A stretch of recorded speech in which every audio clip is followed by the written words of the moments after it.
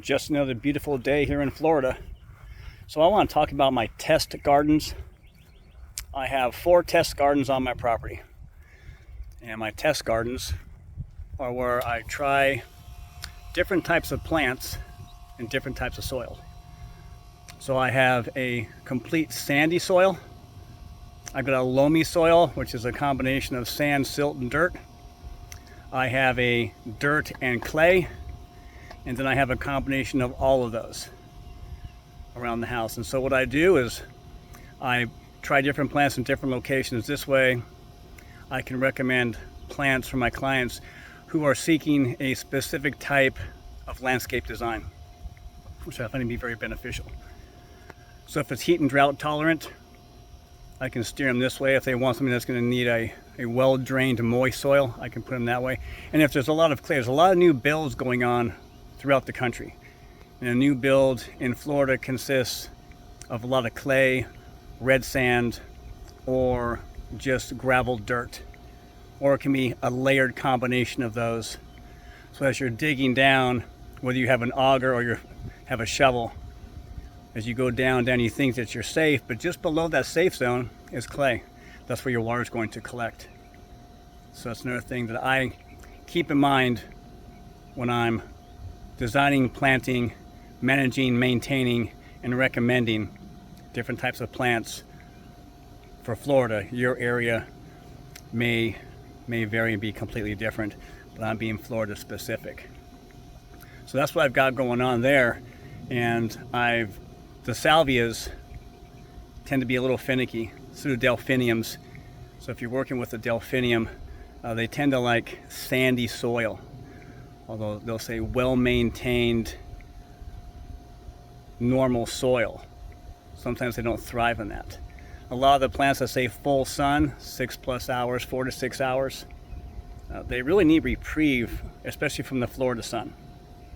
So just because it's saying full sun, the plants are saying, please help, give me some shade. And that can be any number of plants that say full sun. So when you go to a nursery, whether that be Lowe's or a Home Depot, wherever you're going, a private nursery, and you see the plants sitting in the sun, they're there because of what the grower has recommended. But then when you get them onto your property in different soils, they're in the pots. So once they get acclimated to that soil, sometimes they thrive and sometimes they don't thrive. And that's what my tester gardens are all about. And I've got a new tester garden that I'm building right down here. This is pretty cool. And we're very warm here today in Florida. We're very warm. So let me just flip this around for you. So down here, this is my next tester garden. And we have a little alligator. He's floating around there. He's about 4 feet long. He's been here now for, about 1.5 years. So this right here, this is going to be my next tester garden. Which this is going to be another interesting garden because of the soil type. And I may actually convert this into a multi-purpose, multi-function test garden. So we've got the water here. We've got a lot of the trees that surround my property. So you can see it's pretty cool.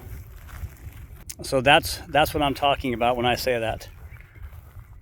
I'm testing gardens and grower recommendations. So it's important to know what you're trying to do and then ask somebody who's actually done a test garden or who works in a test garden to provide you with some point of reference on what you're trying to achieve.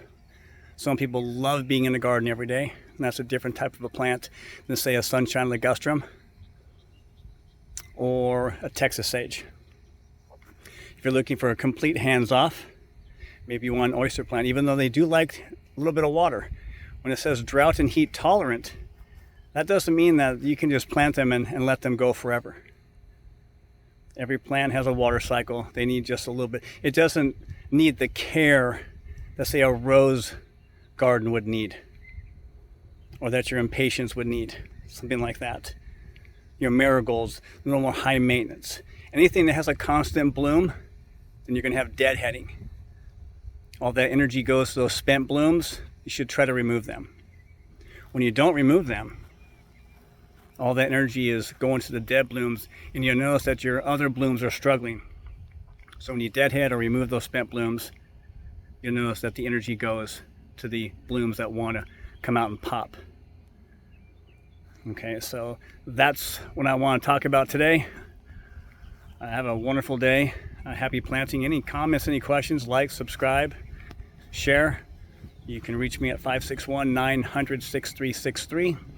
I'm in Central Florida, and I'd be more than happy to come out, give you a free estimate, look at your soil, talk to you about your vision, and we can build an innovative, original garden for your home. All right, have a great day.